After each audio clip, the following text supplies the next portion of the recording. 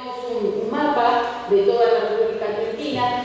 Coloreado y delimitado en rojo era lo que estaba erosionado en el año alrededor del año 60, y vemos luego lo que se encontró, reportó erosionado por erosión hídrica en el año alrededor de los 90, antes de los 90. Entonces lo que vemos es que las áreas afectadas por lo que es la erosión hídrica son los suelos más productivos del país, o sea, donde se localizan las lluvias más intensas. Lo que es la región pampeana húmeda, Entre Ríos, y otros ecosistemas frágiles como son, por ejemplo, Misiones. Podríamos también ahora involucrar al norte. Si focalizamos dentro de lo que es la pauta ondulada, nos encontramos que lo visualizamos. Cuando nosotros vamos acá porque tenemos que medir si hay efecto o no de la erosión, lo que medimos es el espesor del horizonte A. Y vemos, por ejemplo, en un relevamiento hecho en el año 2000, alrededor, digamos, del 2000-2005, que hay una gran disminución del espesor del horizonte. Llamamos la disminución a haber perdido en total o encontrar una pérdida total de 5 centímetros de suelo aproximadamente. El otro tipo de erosión presente y proceso de degradación presente en la región es la derivada de la erosión eólica, propia al contrario de las zonas que tienen menor humedad, de las zonas semiáridas y áridas, donde usamos como indicadores de ver o evaluar en el sistema este tipo de degradación un cambio textural, porque a diferencia de la hídrica que se lleva el horizonte y prácticamente sin discriminar, la eólica se lleva las partículas más finas, entonces produce un cambio textural. En suelos que de por sí son arenosos se lleva la mejor fracción, las pocas arcillas que hay se la lleva la materia orgánica, o sea hay un cambio textural. A veces se ve disminución del horizonte A, pérdida de materia orgánica de nutrientes como en el caso anterior. Viendo a lo que hay reportado, si vemos de vuelta década del 50, vemos ahí delimitado en rojo las zonas que estaban afectadas, amarillo un avance importante cuando se hace un relevamiento a mediados del 80.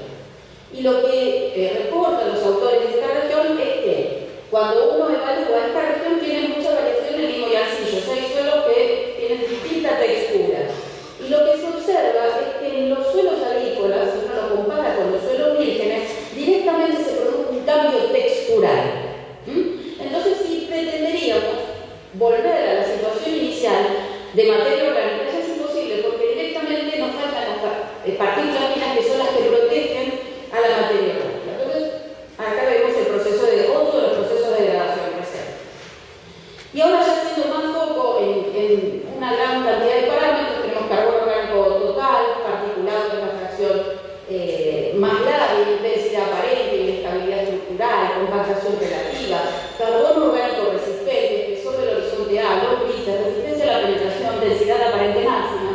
Si comparamos las situaciones cuasi-cristinas, que serían lo más parecido a lo que hay de la condición natural, con suelos laboreados y en siembra directa en la región norte de nuestro país, podemos ver que hay una disminución de todo lo que es el carbono del suelo, una densificación, una disminución de la estabilidad estructural, un aumento de la compactación relativa, una disminución del espesor del agua, una degradación de lo que es el componente carbonado y de lo que es las propiedades físicas. Si ahora hacemos foco y comparamos entre sistemas de labranza presentes en la región, lo que observamos es que los suelos laboreados presentan mayor inestabilidad estructural y la siembra directa, por lo pronto, aparece como la gran ventaja de que comienza a reducir, o sea, a atenuar los procesos de degradación en el sentido de aumentar la resistencia del suelo a ser degradado por la erosión. Es más estable. Por otro lado, sí, lo que se observa en siembra directa es un aumento de la resistencia a la penetración, un endurecimiento del suelo. Y eso después, vamos a ver, puede limitar el desarrollo radical. Otra manera de demostrarlo, y esto simplemente casi por simpatía, es que si nosotros todos esos parámetros que vimos antes, espesor del A, inestabilidad estructural, densidad aparente, compactación relativa, resistencia a la penetración, carbono orgánico, nitrógeno total, carbono particulado, resistente y las fracciones del nitrógeno, las ponemos en un gráfico de este tipo que yo llamo de grano, y esta es la situación de referencia, o sea, la tomamos como uno. Lo que observamos es que los sistemas agrícolas ahí tienen dibujados, están representados con rojo lo que es la labranza convencional y con azul siembra directa. Claramente se ve que en todo lo que es componentes carbonados, las líneas de los agrícolas están por dentro, tienen menor proporción. Tienen, por otro lado, cuando uno mira la física, mayor densidad, mayor compactación relativa y mayores inestabilidades estructurales. Si ahora retiramos las referencias y ponemos el foco en lo que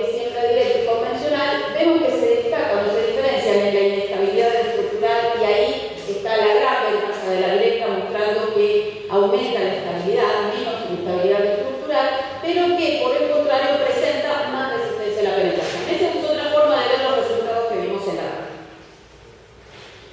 Si seguimos recopilando los trabajos que hay en la región y nos muestran cuál es el estado de situación de nuestro suelo, nos muestran disminución de lo que es el nitrógeno total, o sea, acá ponemos el foco en lo que son macronutrientes, en la disponibilidad de fósforo, ahí tenemos situaciones cuasi cristinas, historias agrícolas más cortas y más largas. Esto surge también de la facultad de las tesis coordinadas que había en la escuela para graduados.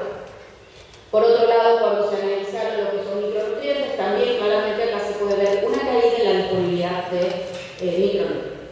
Entonces, se dio todo este proceso. Si uno lee los suelos demuestran una degradación por el proceso agrícola. Sin embargo, el escenario en el cual yo estudié y el escenario en el que me muestra que los rendimientos están creciendo año a año.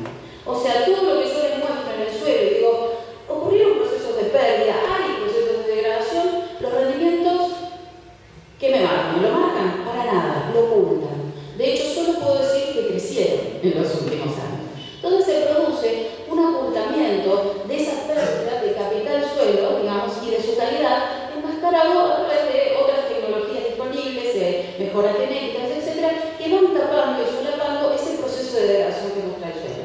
Con lo cual, acá ya hay un problema, que es no vemos el problema. Yo les demuestro que hay procesos de degradación. Ahora les voy a remitir a que podemos tener toda una política para tratar de conservar el suelo y mejorar las cosas, pero sin embargo, el rendimiento, que es la gran variable, la visual, no nos muestra esa degradación. Entonces, en los últimos años, ya hace bastante, hay un cambio en lo que es la visión de producción y nos lleva a la reflexión de ir hacia una producción sustentable, una conciencia de que lo que estamos manejando nos trasciende y que tiene que llegar a las generaciones posteriores, por lo menos en el mismo estado que lo hemos encontrado. Si lo podemos mejorar mejor. Entonces aparece toda la idea y la discusión y comenzamos a manejar lo que es el concepto de manejo sustentable. Entonces construimos un presente, pero pensando en lo que vamos a dejar a las generaciones posteriores. La resumo, la pongo muy corta y la voy a llevar a lo que es la definición de suelo y lo que en el marco de la sustentabilidad lo que buscamos es preservar o mejorar la capacidad productiva del sistema y la calidad de los recursos. Es mucho más amplio, yo me detengo en esta parte porque estoy en el ámbito del suelo. Entonces esto nos lleva a hacer una gestión responsable, ambientalmente responsable de los sistemas productivos. Entonces, ahora ya sí me meto de lleno en qué podemos hacer nosotros desde el suelo para mejorar o para llegar o tender a un manejo sustentable. Entonces, la gran estrella, una de las grandes estrellas que tenemos dentro de lo que es el ámbito del suelo es manejar la materia orgánica, porque sabemos que está entrelazado con un montón de propiedades físicas, químicas y biológicas. Entonces, una gran herramienta es el manejo de la materia orgánica. La materia orgánica, en su manejo, no es nada más ni nada menos que entender un simple balance entre las entradas, y esos son los residuos vegetales que ingresan al suelo, por lo menos en sistemas netamente agrícolas, de los cuales nosotros podemos manejar su volumen y cantidad. Ese es el ingreso. Sabemos que cuando yace en el suelo o se incorpora al mismo, sigue dos caminos. Una parte se descompone por la biomasa microbiana, lo consume energéticamente y se emite, y otra parte sigue el camino de la unificación y enriquece un componente, el componente que buscamos, que es la materia orgánica del suelo. Una vez que tenemos el carbono orgánico del suelo, puede sufrir dos procesos de pérdida.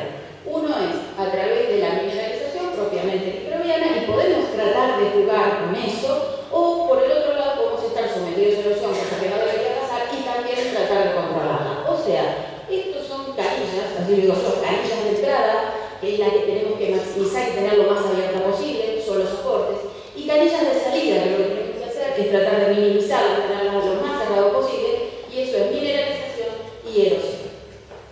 Entonces, si nosotros entendemos esto, que esto es un juego de aportes y salidas, comenzamos con las estrategias de manejo. ¿Cómo nosotros decimos los aportes? Por elección de rotación. Entonces, la mejor manera o lo que más ingresa carbono al suelo es tratar de tener prácticamente cubierto o en producción todo el año del doble. Si podemos, y que en la región norte lo podemos, eso lo da la posibilidad de doble cultivo. Por ejemplo, trigo segunda, que es lo más común en la región. Ahí tenemos los mayores aportes de rastrojos. Si opto por un cultivo al año, ahí puedo elegir entre maíz, que vemos que es el que más aporta de biomasa, trigo, soja de primera, que se quedan bastante por detrás. La otra es combinar, si entramos en planteos que tienen un cultivo al año, combinar con la posibilidad vamos a llamar, que no es de renta, pero que me genera ambientalmente un montón de beneficios que debo tratar de captar. Ahí es un problema de valorización. Entonces, los trabajos, y esto no hay mucho que decir, nos muestran que uno aumenta el aporte de residuos y automáticamente lo que pasa es que aumenta el carbono del suelo hasta un punto donde se logra ese nuevo equilibrio entre aportes y salidas. La otra pasa por cerrar las canillas de salida. Y ahí tenemos el control de la mineralización y la erosión. La siembra directa tiene los dos controles. Controla por un lado la erosión y en nuestra región controla por un lado la mineralización, más que nada porque al estar el suelo cubierto restringe la temperatura, los microorganismos cesan, o sea, disminuyen su respiración, cesa un poco la tasa de mineralización y puede acumular más carbono. Y hay una menor disrupción física, o sea, menos materia orgánica queda expuesta al ataque nuclear.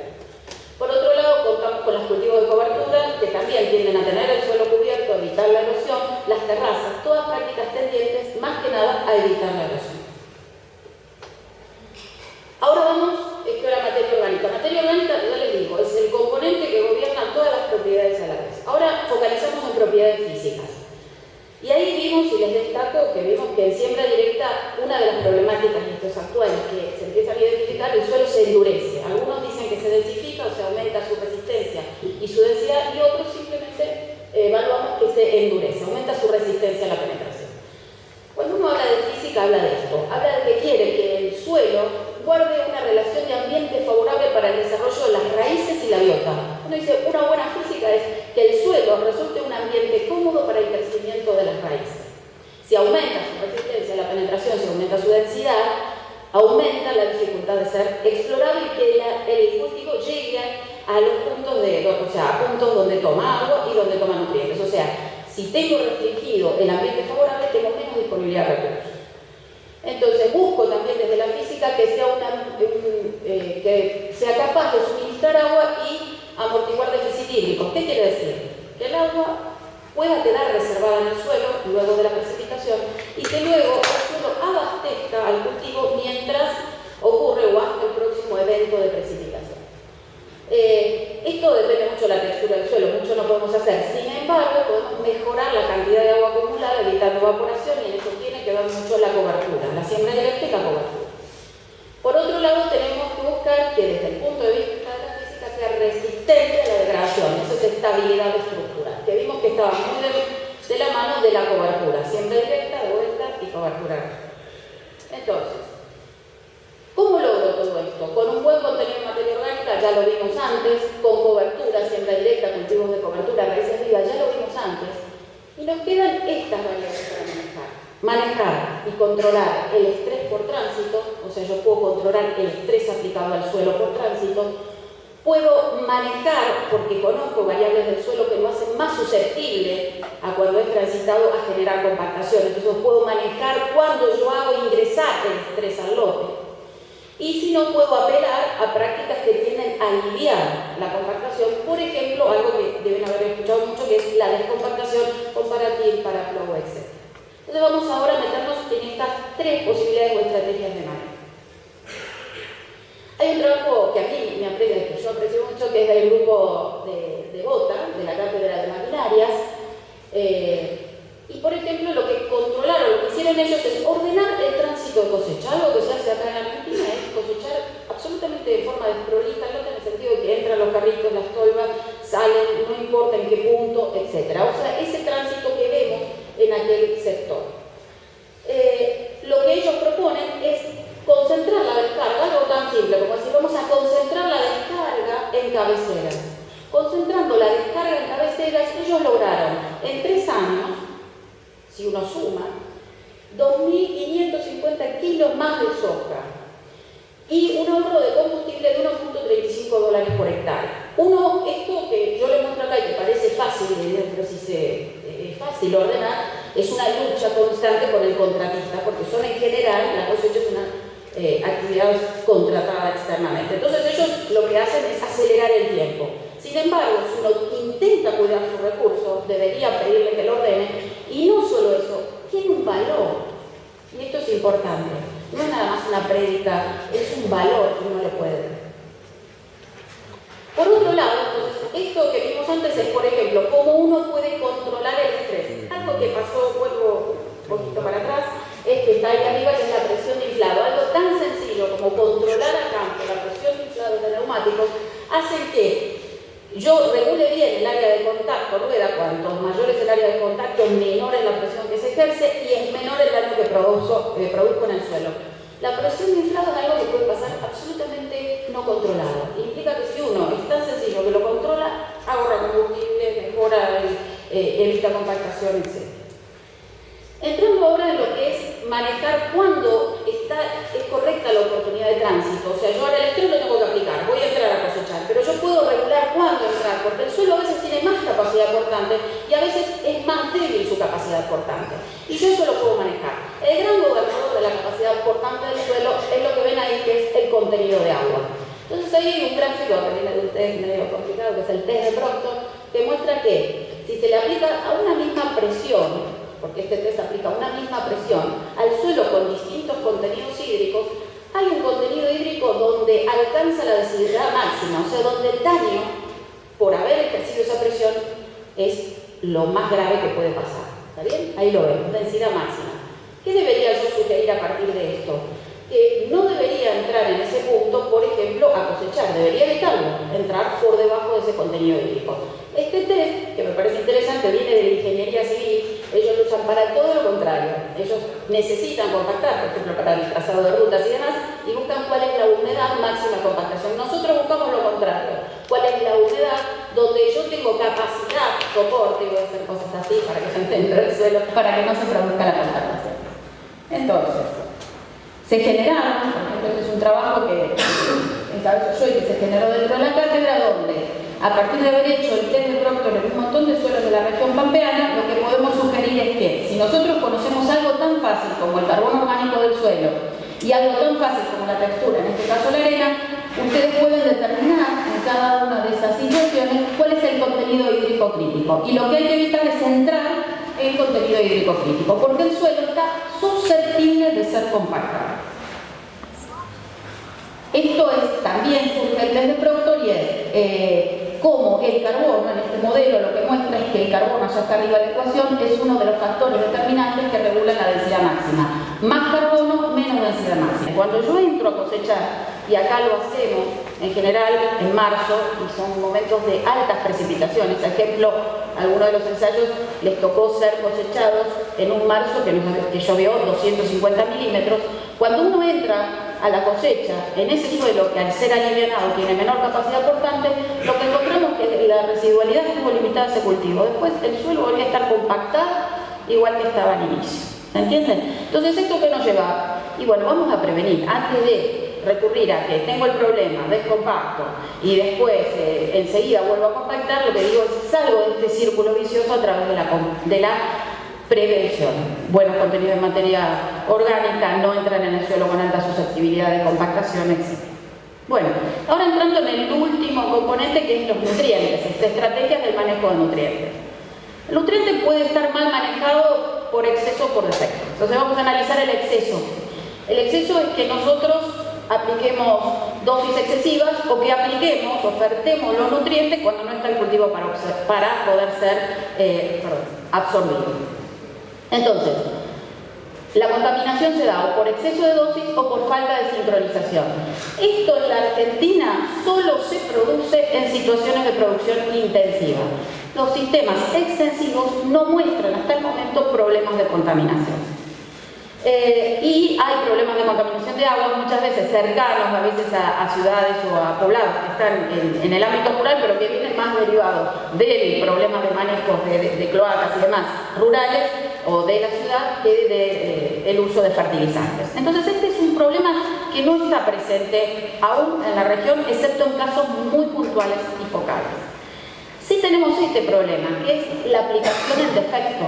Nosotros trabajamos en la Argentina con una gran exportación de productos desde nuestros sistemas agropecuarios, ya sea granos, carne, y con baja fertilización. Eso hace que lo que vamos observando, y ya lo mostré antes, es que disminuye la disponibilidad de nutrientes del suelo y de última lo que estoy haciendo es perdiendo capital.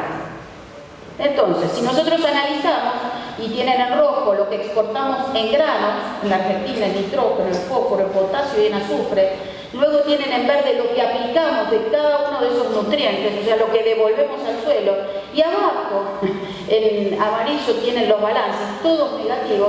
Lo que estamos viendo es que la política que estamos llevando respecto a los nutrientes es de su disminución, estamos perdiendo capital suelo, estamos entregando un suelo deteriorado a las generaciones posteriores. No quiero ahondar mucho más en esto, pero para que vean, esto es otra manera, el primer gráfico es otra manera de ver lo mismo, que es aplicado más nitrógeno fijado en soja, porque la soja ingresa nitrógeno que no es por fertilización, sino por fijación, dividido en la extracción, o sea que cuando es cercano a 1 estas dos cosas están equilibradas, cuando es menor a 1 quiere decir que lo aplicado es menor que lo exportado, como vemos todo está por debajo de 1, pero quiero destacar una cosa, que si uno ve cómo entra el nitrógeno en este momento en nuestros sistemas productivos, la soja entra 3 veces más de nitrógeno que lo que entra en los fertilizantes. Entonces a veces uno escucha en el medio de un ataque hacia el cultivo, pero realmente una de las ventajas que tiene la soja es que inserta en el sistema productivo nitrógeno, que de otra manera hay que entregar por fertilización, que lo hace en forma gratuita y que en este momento entra 3 veces más por esa vía que por fertilizantes.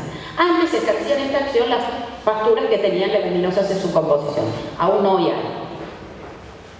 Bueno, entonces, las estrategias para el manejo de nutrientes es aplicar la dosis justa, para eso existen modelos y los trabajamos, o sea, en lo que es dentro de los cursos y lo que uno va viendo en jornadas, están los modelos, uno dice, hagamos diagnóstico de suelo, a partir del diagnóstico del suelo tomemos decisiones con los modelos de cuál es la dosis justa, maximicemos la eficiencia de aplicación, o sea, pongámoslo cuando el cultivo lo va a absorber en las condiciones que sabemos que no vamos a tener pérdidas por volatilización, lixiviación, denitrificación, potenciemos la aplicación biológica del nutriente, ya sea en el cultivo de renta como es en la soja o en los cultivos de cobertura. Yo puedo usar esos espacios entre un cultivo de renta y otro no solo para tener fijo el suelo, mejorar su estructura, sino también para captar nitrógeno en el sistema y retener nutrientes a través de cultivo de cobertura. Barbechos largos lo único que hacen es propiciar las condiciones para que los nutrientes se pierdan. Si los retengo biomasa vegetal, aprovecho el agua y la transpiro por esa biomasa, lo que logro es cuidar al suelo y retener nutrientes en el sistema. Bueno, entonces reflexiones, al final, porque ya estamos redondeando. Después que yo hago todo este resumen y demás, yo digo, bueno, no quiero estarles diciendo algo que no se conozca. Es lamentable, porque me encantaría crear grandes novedades, pero no estoy diciendo cosas que no se conozcan. Sin embargo, estoy diciendo varias cosas que a veces no se aplican. Entonces, de decir a los brazos, esa frase, 1000 pasos hay que dar. La realidad es que sabemos muy bien, tenemos que conservar el carbono, tenemos que aumentar la entrada en el suelo, tenemos que hacer cultivo de cobertura, tenemos que fijar nitrógeno, tenemos que fertilizar. Pero eso después, en la realidad, a veces se plasma y a veces no.